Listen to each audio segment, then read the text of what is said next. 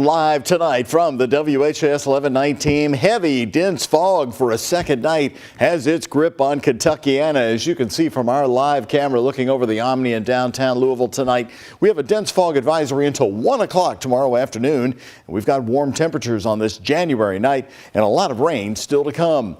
Hello, everyone, and thank you for joining us tonight. I'm Doug Proffitt. Meteorologist Colleen Peterson has more now on the visibility tonight, and that rain still on the way. Colleen? Yeah, I am tracking a lot of rain in that forecast tomorrow, and also that dense fog that is out there. Right now on the radar, we're actually getting a break from the rain, but it looks like it's raining outside because of all the dense fog that we are seeing around town. So pack your patience on the road tomorrow morning, especially when that visibility is going to get around a quarter mile or less. Right now we're seeing a light sprinkle from Prospect to Anchorage, but then we're going to be dry here for the next few hours.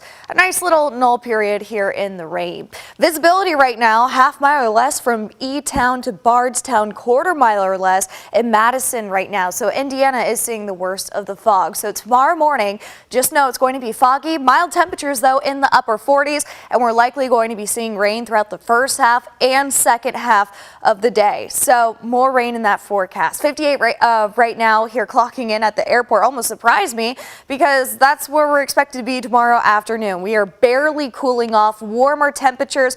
I'm going to time out the rain and when we will finally get that break here coming up. Doug?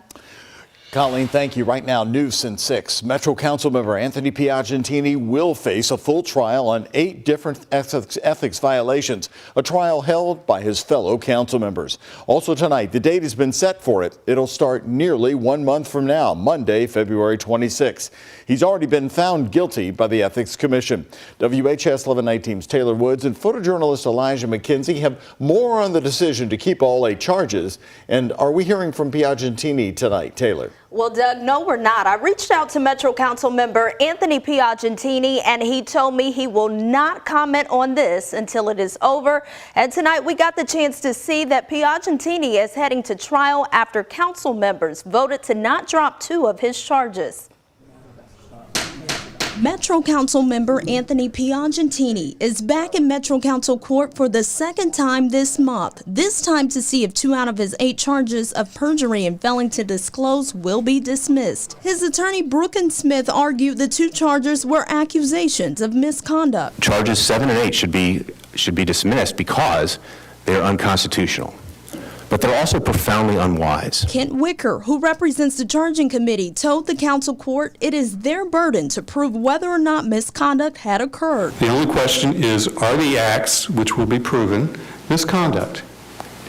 They may or may not be criminal. Before council members voted whether to drop the 2 charges, they were able to ask questions about the process. We will have the opportunity to ask questions of Ms. Martin from the county attorney's office. After deliberating privately for nearly an hour, council members came back inside to cast their votes. A vote on the motion to dismiss count 7 and then a vote on count 8. Ultimately, the council voted not to drop the charges. The motion to dismiss is denied. Both charges remain. Councilwoman Shamika Parrish-Wright was one council member who voted the charges be dismissed. I am voting no because I think that they should stand and the legal team should do their job and prove otherwise. The council members' next votes on February 26 will decide whether Piagentini will be removed.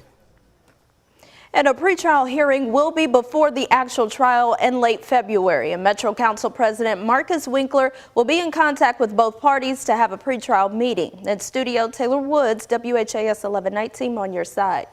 Taylor, thank you.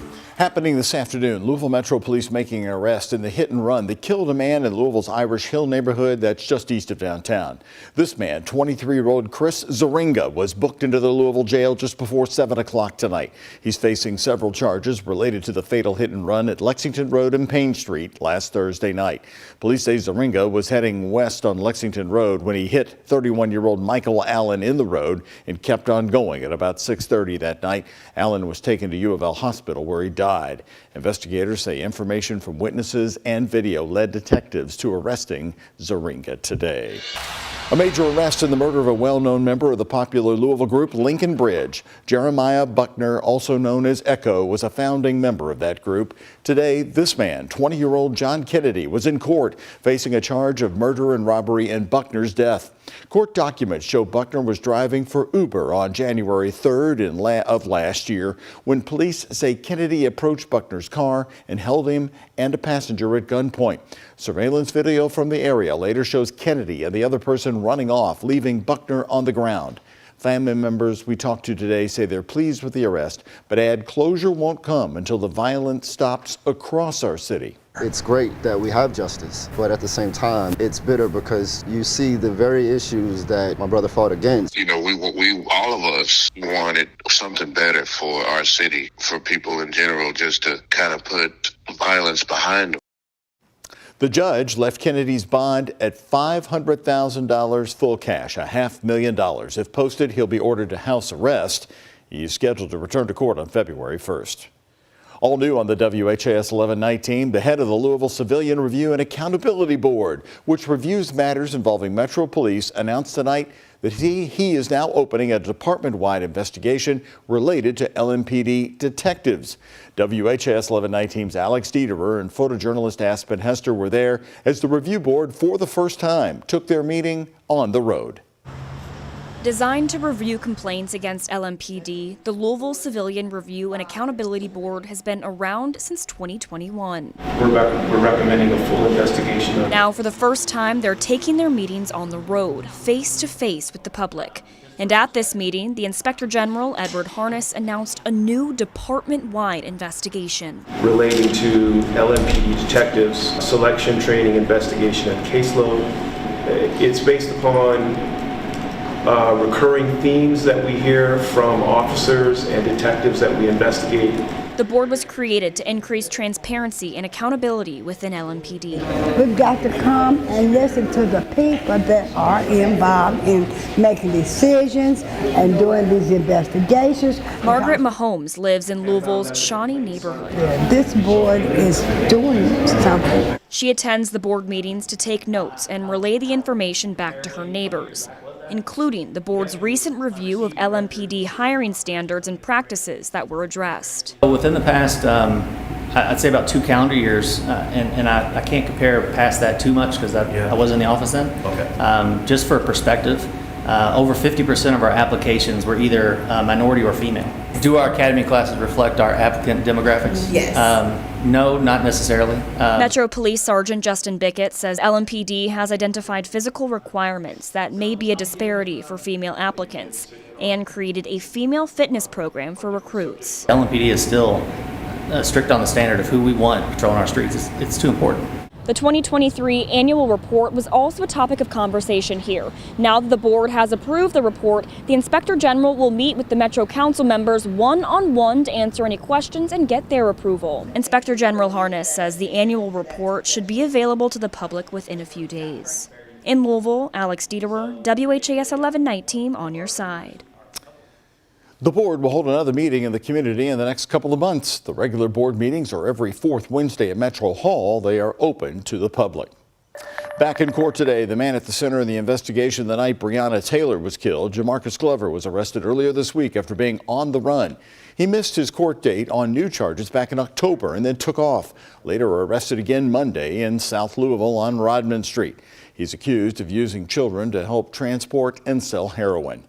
Police say that he was found with large amounts of meth, fentanyl, and ammunition and is now facing more charges. Also recovered was a suspect crack cocaine and marijuana paraphernalia, baggies, cut and digital scales, all indicative of trafficking narcotics. Yeah, make sure your attorney knows about that. The judge set his bond on those new charges today at $50,000. If he posted, he would go on home incarceration. But keep in mind the new bond is on top of the $250,000 bond, total bond set just yesterday after he was arrested again. He's expected to be back in court on February 1st. It's going to be several more months now before the fired Louisville Metro Police Detective Brett Henson is tried in front of a jury again. In a status hearing today, a federal judge in downtown Louisville doubled down on an October 14th retrial date this year. The judge turned down a request from the prosecution to move up the trial date, citing scheduling conflicts. Meantime, Henson will be keeping almost all of his legal team. His attorneys said one member had retired and they are working to replace him.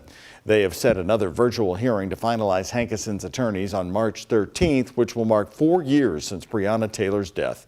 Henson is charged with depriving Taylor and her neighbors of their civil rights and using excessive force when he fired shots into each of their apartments during the overnight raid. Back in November, the judge declared a mistrial in Henson's case after the federal jury could not reach a unanimous verdict. A bill that could change how cities can handle discrimination rules over housing passed out of the Kentucky Senate today. Senate Bill 25 would allow landlords to say no to tenants who need to use housing vouchers. A Louisville ordinance passed unanimously in 2020 prohibiting landlords from discriminating against renters based on the source of their income. Lawmakers in Lexington are also considering a similar ban. Supporters of this bill say those ordinances are government overreach, while opponents say this bill unfairly targets people who hold Section 8 vouchers. I hope we can all agree that a person shouldn't be discriminated against just because of the source of their income. That a person who is taking advantage of government programs like Section 8 to better themselves and their family shouldn't be treated any differently. And if a landlord is forced by the government to take Section 8 payments, that is an abridgment, an absolute insult to those rights enshrined in the Constitution. We're talking about source of income, but Section 8 payments are not income. They're transfer payments from the government via the tenant to go to the landlord. This bill now moves to the Kentucky House, but House members passed their own similar legislation on this just yesterday. Driving faster in Indiana? Well, a new bill there is looking to raise the speed limit on rural stretches of highways from 70 to 75. Representative Ben Smaltz, who authored this bill, says he wants to just start the conversation about a possible change on the speed limit. However, some who recently testified said raising the speed limit may not be safe, pointing to studies that show increased speeds can lead to more crashes, more fatalities. While the allure of faster travel may be tempting, it's crucial that we base our decisions on evidence and prioritizing the safety of our Hoosiers. I think if we talk about it and we ask for opinions, we ask for data, and we do studies, we're going to find the right way forward. Lawmakers in Indianapolis did not take any action on the bill yesterday during their committee hearings. Instead, they chose to table it for further discussion.